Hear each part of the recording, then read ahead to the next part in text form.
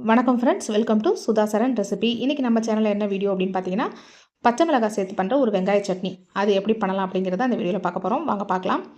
அதுக்காக ஃபஸ்ட்டு இந்த வானலில் கொஞ்சமாக எண்ணெய் ஊற்றிருக்கேன். எண்ணெய் சூடானதும் 3 பெரிய வெங்காயம் எடுத்து அதை கொஞ்சம் பெரிய பெரிய ஸ்லைஸாக கட் பண்ணி சேர்த்தாச்சு. இதை இப்போ நல்லா வதக்கிக்குவோம்.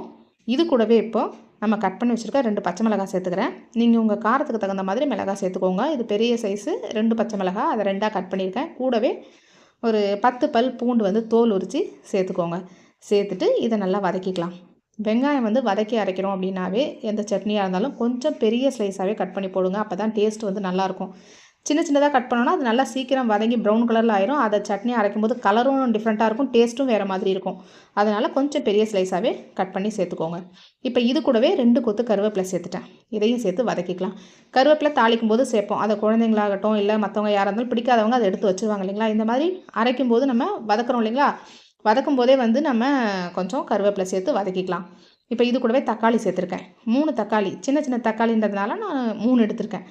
3 தக்காளியும் சேர்த்து நல்லா வதக்கிக்கலாம். நீங்கள் காரத்துக்கு தகுந்த மாதிரி தக்காளியும் மிளகாவும் அட்ஜஸ்ட் பண்ணி சேர்த்துக்கோங்க.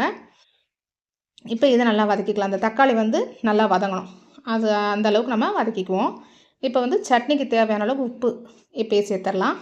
உப்பு சேர்த்துட்டு இதை நல்லா வதக்கிட்டு இப்போ நம்ம ஆற வச்சு அரைச்சிக்க போகிறோம், அவ்வளோதாங்க.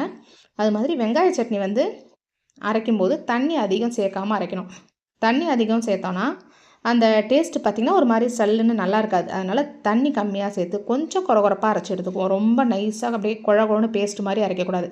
கொஞ்சம் கொரகொரப்பாக அரைச்சோன்னா டேஸ்ட்டும் நல்லாயிருக்கும். இப்போ பாருங்கள் வதக்கியாச்சு. இப்போ இதை கொஞ்சம் நேரம் ஆற வச்சிடலாம். இப்போ நல்லா ஆறிடுச்சு. இதை வந்து நான் மிக்ஸி ஜாரில் சேர்த்துட்டேன். இதில் கொஞ்சமாக இப்போ தண்ணி சேர்த்துருக்கேன். இதோடு சேர்த்து இப்போ அரைச்சிடலாம். இப்போ வந்து சட்னி அரைச்சி எடுத்துட்டேன். பாருங்கள், இந்த அளவுக்கு தான் வந்து கொஞ்சம் கொரகொரப்பாக திக்காக இருக்கணும். அப்போ தான் சட்னி டேஸ்ட்டாக இருக்கும். பாருங்கள், தண்ணியாக இல்லாமல் எவ்வளோ திக்காக இருக்குது பாருங்கள். இப்போ வந்து நம்ம இதை தாளிச்சிடலாம். எப்பவும் போல் நம்ம எண்ணெய் ஊற்றி கடுகு உளுந்து கருவேப்பிலை சேர்த்து தாளிச்சிடலாம். கடுகு உளுந்து நல்லா பொரிஞ்சதுக்கப்புறமா ஒரு கொத்து கருவேப்பிலை சேர்த்துக்கலாம். கருவேப்பிலை போட்டதும் ஸ்டவ்வை வந்து ஆஃப் பண்ணிடுங்க.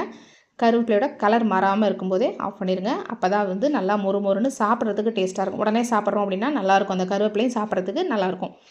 இப்போ வந்து நம்ம அரைச்சி வச்சுருக்க சட்னியை சேர்த்துடலாம். இப்போ ஃபுல்லாக சேர்த்துட்டேன்.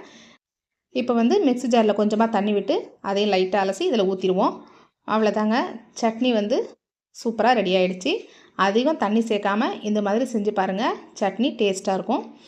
இப்போ வந்து நான் வந்து தேவையான அளவுக்கு தண்ணியும் ஊற்றியாச்சு பாருங்கள். அதாவது மிக்ஸி ஜார் அலசி தண்ணி ஊற்றிட்டேன். அவ்வளோதாங்க. இந்த அளவுக்கு திக்னஸாக இருக்கணும், கொஞ்சம் இந்த அளவுக்கு கொரகொரப்பாக இருக்கணும். சட்னி செம்ம டேஸ்ட்டாக இருக்கும். தோசைக்காகட்டும் இட்லிக்காகட்டும் ரொம்பவே டேஸ்ட்டாக இருக்கும். ஓகேங்க, வீடியோ பிடிச்சிருந்தா லைக் பண்ணுங்கள், ஷேர் பண்ணுங்கள், கமெண்ட் பண்ணுங்கள். அடுத்த வீடியோவில் பார்க்கலாம். நன்றி, வணக்கம்.